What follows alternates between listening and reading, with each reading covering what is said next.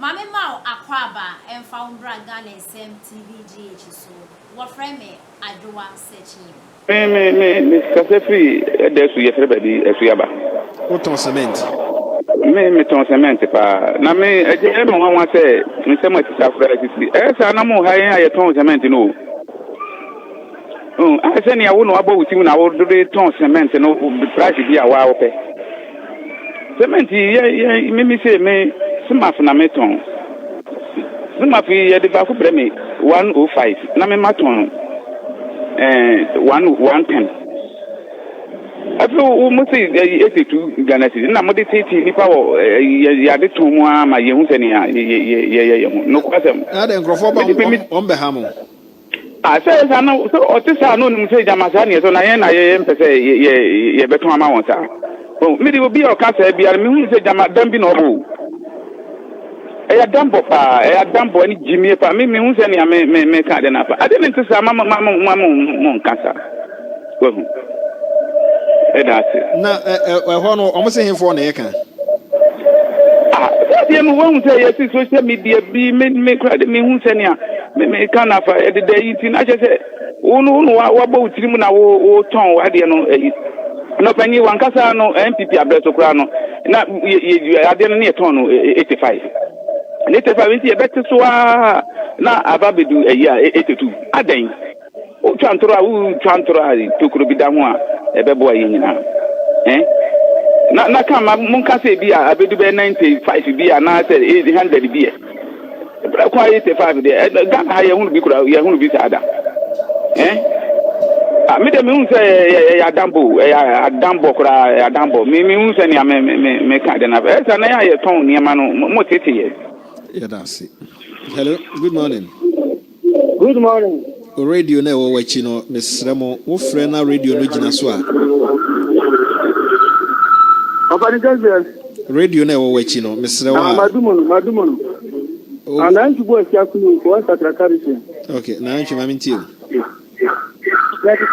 ntu wo se radio no wadum no so wonum no. Hello, de wo ka kire na nyasa na te radio no wonum no so wadum no. Afere ma kenfo.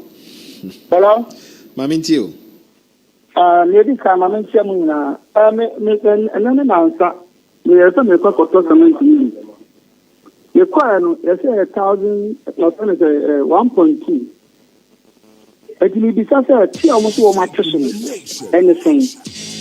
You best or Marco Ghana, and you got on the money, Mahama. One my kind of crank Ghana for because it's Yano.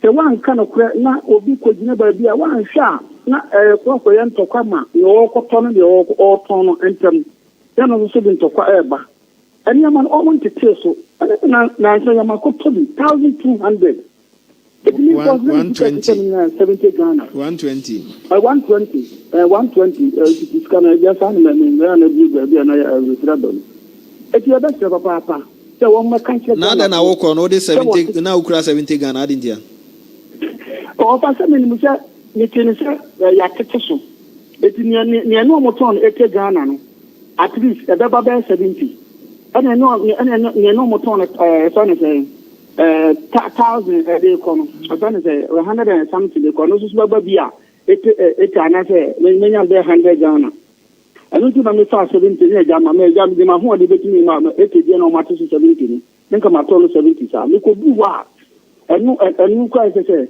enu na event 1.2 na tia o matiso na o catch public say atiso na ase ne say ele no kure the Ghana for assembly amatiso atisa medisi atisa ne maso no ubatima market ha enu no kura kosoro ele no kure me da say hello good morning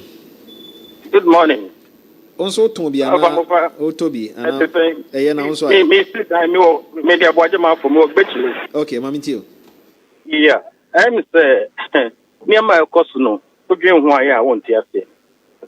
Baby, propaganda, yen far and yajuma. Now, better that amount could see embracing and sana wajai. Me, here a diaduma, ewo, bitchly, hey. Just a week past, last Monday, ye came when you week. They got 50 pounds of cement. 32.5 hour, 110 cities.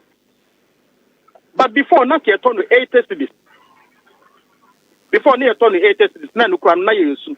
And then why na air case, Yati cement is suma, I could do 82 cities. So we call 40.5 hour no, a 130 next. So, and see, Omunya, Omo Cano, no Munya Sana Dano.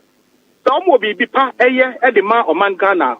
Omuni cement producers no, almost station on Omunshia. Now I buy mum empower with Chelsea. Ebia, or man is a stay at the air corner. Mumwami. Now a man for so everyone enter on Kakra. Meaning, no me control price no Emma mo. Mona mube to me, name mum Kakra mube to me aye. Ma abba from Kakra, na me man for so everyone to one. Monya and mummy. But omun to me and to man call for a mukrum. Monkona muko can say, na mo fanada man for. Now what catch them say a 82 cities.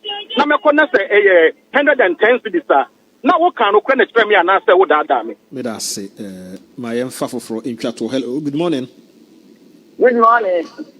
My name no Kurakakra. My uncle, ye Chamokra and Mush. What if there was someone to say, and ye Klokakra, no Kurakakra, and the other gun of Wayamia out. Oh, my nanting our Kaya, and ye see a pay, and a wamba, and you are bound not to one young Tanzania, not more Kaya than ye throw. It's a Klokakra, no Kurakakra. And then, maybe 120, maybe 85, maybe 60. Or Kako, common income, Nagana for your pay, Miyagi. When I hear one way. Oh, well, some of you. Back years.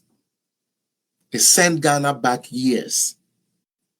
Because systems that were already built in place has to be demolished.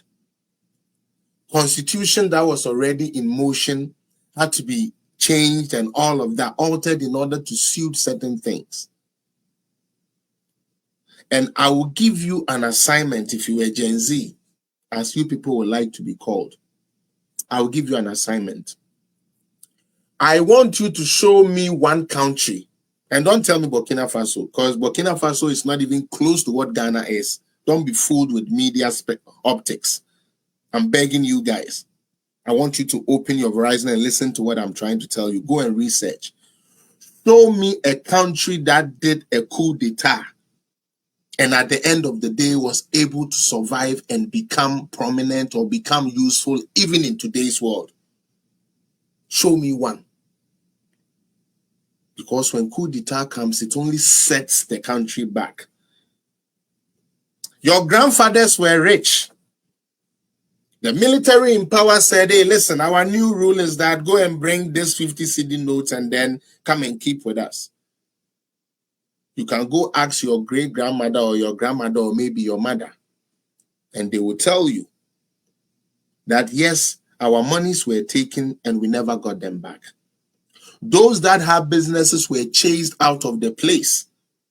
Professors and elites had to run for their lives. Universities and tertiary